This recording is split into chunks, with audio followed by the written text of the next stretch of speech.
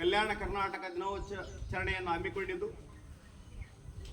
ಕಾರ್ಯಕ್ರಮದಲ್ಲಿ ಭಾಗಿಯಾಗಿರ್ತಕ್ಕಂಥ ಸರ್ವ ಗಣ್ಯ ವ್ಯಕ್ತಿಗಳಿಗೆ ಮತ್ತೊಮ್ಮೆ ಸ್ವಾಗತ ಮತ್ತು ಶುಭಾಶಯವನ್ನು ತಿಳಿಸುತ್ತಾ, ವಿದ್ಯಾರ್ಥಿಗಳೇ, ನಿಮಗೆ ಗೊತ್ತಿರುವಂತೆ 1947 ಆಗಸ್ಟ್ 15ರಂದು ಸ್ವಾತಂತ್ರ್ಯ ಬಂದ ಬಳಿಕ ಈ ಒಂದು ಹೈದರಾಬಾದ್ ಕರ್ನಾಟಕ ಪ್ರದೇಶ ಅಂದರೆ ಕನ್ನಡ ಮಾತನಾಡುವ ಪ್ರಾದೇಶಿಕ ಭಾಗವಾಗಿತ್ತು. ತೆಲಂಗಾಣ ಪ್ರದೇಶದಿಂದ ಹೊಸಪೇಟೆಯ ತುಂಗಾಭದ್ರಾ ನದಿಯವರೆಗೂ ವಿಸ್ತರಿಸಿದ ಪ್ರದೇಶ, ಕೆಲವು ಮಹಾರಾಷ್ಟ್ರ ಭಾಗವನ್ನು ಹೊಂದಿರತಕ್ಕಂಥ ಪ್ರದೇಶವಾಗಿತ್ತು. ಈ ಹೈದರಾಬಾದ್ ಕರ್ನಾಟಕ ಪ್ರದೇಶ ಭಾಗದಲ್ಲಿ ಸ್ವಾತಂತ್ರ್ಯದ ಬಳಿಕದ ಜನರ ಜೀವನ, ಸ್ವಾತಂತ್ರ್ಯ ಅಂದರೆ ಖುಷಿ, ಸಂತೋಷ, ಸಂಭ್ರಮ ಇಡೀ ರಾಷ್ಟ್ರದಲ್ಲಿ ಹಮ್ಮಿಕೊಂಡಿತ್ತು. ಆದರೆ ಈ ಭಾಗದಲ್ಲಿ ನೋವು, ದುಃಖ, ಹಿಂಸೆ ತಾಣವಾಗಿತ್ತು. ಆ ಸಂದರ್ಭದಲ್ಲಿ ಕರ್ನಾಟಕದ ಹೈದರಾಬಾದಿನ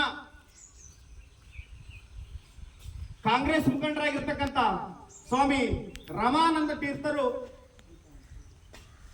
ಈ ಒಂದು ಹೈದರಾಬಾದ್ ಕರ್ನಾಟಕ ವಿಮೋಚನಾ ದಿನಾಚರಣೆಯ ನೇತೃತ್ವವನ್ನು ವಹಿಸಿ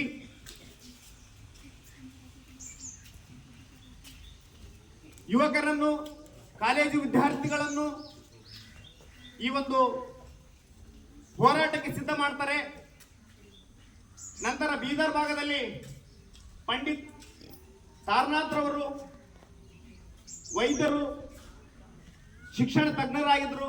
ಅವರು ಕೂಡ ಅನೇಕ ಹೋರಾಟ ಚಳವಳಿಗಳನ್ನು ನಡೆಸ್ತಾರೆ.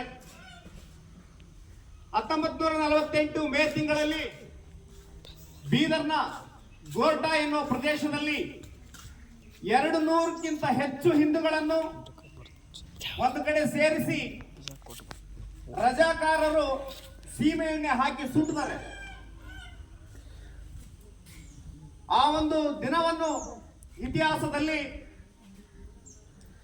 ದಕ್ಷಿಣ ಭಾರತದ ಜಲಿಯನ್ ವಾಲ್ಬಾಗ್ ದುರಂತದ ದಿನ ಅಂತ ಹೇಳಿ ಕರಿತೀವಿ ನಾವು. ನೋಡಿ, ಸ್ವಾತಂತ್ರ್ಯದ ಬಳಿಕ ರಾಷ್ಟ್ರವೆಲ್ಲ ಸಂತೋಷಮಯವಾಗಿರುವಾಗ ನಾವು ಸ್ವತಂತ್ರವಾಗಿ ಸುಖವಾಗಿ ಬದುಕಲಿಕ್ಕೆ ಬೇಕಾಗಿರತಕ್ಕಂಥ ನಂತರದ ದಿನಗಳು 1 ವರ್ಷ, 1 ತಿಂಗಳು, 2 ದಿನಗಳು ಬೇಕಾಗಿತ್ತು. ಅನಂತರ ನಾವು ಸ್ವಲ್ಪ ಒಂದು ಸ್ವಾತಂತ್ರ್ಯ ಸಂತೋಷ ಜೀವನ ಸಾಗಿಸಲಿಕ್ಕೆ ಸಾಧ್ಯ ಆಯಿತು. ಬಟ್ ಆ ಒಂದು ವರ್ಷ, 1 ತಿಂಗಳು, 2 ದಿನಗಳಲ್ಲಿ ನಡೆದಿರ್ತಕ್ಕಂಥ ಹೋರಾಟಗಳು, ಬಲಿದಾನಗಳು, ತ್ಯಾಗಗಳು ನಿಜಕ್ಕೂ ಆ ಒಂದು ಸ್ವಾತಂತ್ರ್ಯ ಹೋರಾಟಗಾರರನ್ನು ನಾವಿಂದು ನೆನೆಯಬೇಕಾಗಿದೆ. ಸ್ವಾಮಿ ರಮಾನಂದ ತೀರ್ಥರಂತ ವ್ಯಕ್ತಿಗಳನ್ನು, ಚಂದ್ರಶೇಖರ್ ಎಸ್ ಪಾಟೀಲ್ರಂತ ವ್ಯಕ್ತಿಗಳನ್ನು, ಪಂಡಿತ್ ಸಾರನಾಥ್ ಅಂತರವರನ್ನು ಅವರನ್ನು ಸ್ಮರಿಸಿ ಬಾಳಬೇಕಾಗಿರ್ತಕ್ಕಂಥ ದಿನ. ವಿದ್ಯಾರ್ಥಿಗಳೇ, ಈ ಒಂದು ಹೈದರಾಬಾದ್ ಕರ್ನಾಟಕದಲ್ಲಿ ಇಂದಿನ 371J ಆಕ್ಟ್ ನೀವೇನು ಪಡ್ಕೊಂಡಿದ್ದೀರ, ನಾವು ಒಂದು ಪ್ರಶ್ನೆಯನ್ನು ಮಾಡ್ಕೋಬೇಕು. ಈ ಒಂದು ಭಾಗದ ಜನರು ಈಗಲಾದ್ರೂ ನಾವು ಸಮಾನತೆಯಿಂದ ಇದುವಾ ಅಂತೇಳಿ ಪ್ರಶ್ನೆ ಅಂದ್ಕೊಂಡಾಗ ಸಾಧಿಸಿರುವುದು ಬಹಳಷ್ಟು ಇದೆ, ಆದ್ರೆ ಇನ್ನು ಸಾಧಿಸಬೇಕಾಗಿರುವುದು ಇನ್ನು ಬಹಳಷ್ಟಿದೆ. ಸೊ ಹಂಗಾಗಿ ಇಂದಿನ ವಿದ್ಯಾರ್ಥಿಗಳು ನೀವೇನಿದ್ರ ನಮ್ಮ ರಾಷ್ಟ್ರದ ಮುಂಚೂಣಿಯ ನಾಯಕರಾಗ್ತಾ ಇದ್ರಿ.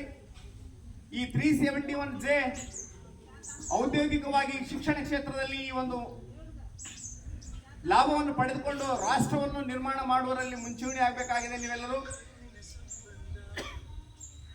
ಈ ಒಂದು ಹೈದರಾಬಾದ್ ಕರ್ನಾಟಕ, ಕಲ್ಯಾಣ ಕರ್ನಾಟಕ ಅಂತೇಳಿ 2019ರಲ್ಲಿ BS ಯಡಿಯೂರಪ್ಪನವರ ಸರ್ಕಾರದಲ್ಲಿ ಮರುನಾಮಕರಣ ಆಯಿತು. ವಿದ್ಯಾರ್ಥಿಗಳೇ, ಸಮಯದ ಅಭಾವ ಮತ್ತು ಇಂದು ನಿಮಗೆ ಪರೀಕ್ಷೆಗಳಿರೋದ್ರಿಂದ ನಾನು ನನ್ನ ಮಾತುಗಳನ್ನು ಸಂಕ್ಷಿಪ್ತಗೊಳಿಸಿ ನಿಮ್ಮಲ್ಲಿ ಕೇಳಿಕೊಳ್ಳುವುದಿಷ್ಟೇ. ಈ ಒಂದು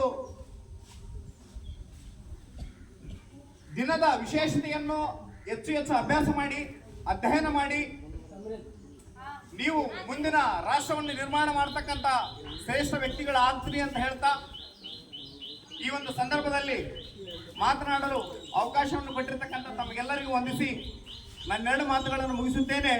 ಜೈ ಹಿಂದ್, ಜೈ ಭಾರತ್ ಮಾತೆ.